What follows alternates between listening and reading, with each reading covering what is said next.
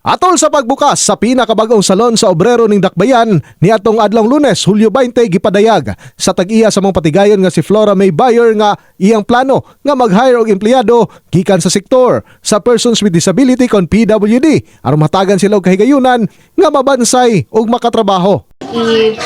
I-priority yung mga solo parents and now we are very open for PWD for usually for junior assistant po.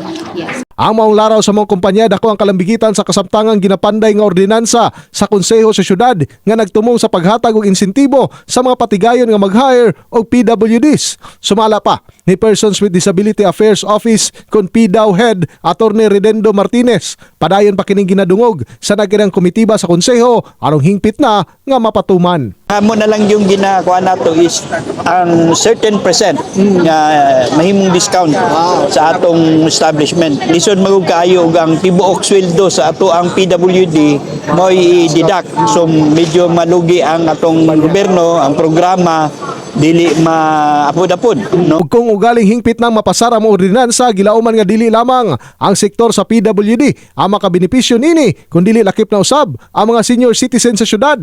Tumong sa mga ordinansa nga mauhag ang mas daghan pang mga kumpanya nga mag-hire mga empleyado gikan sa maong sektor isip dugang manpower ug mapatuman ang pantay-pantay nga oportunidad sa tanang sektor nga makatrabaho sa tibuok Dakbayan. In the heart of changing lives, ako si Brigada Julius Pacot, alang sa 93.1 Brigada News FM Davao, The Music and News Authority.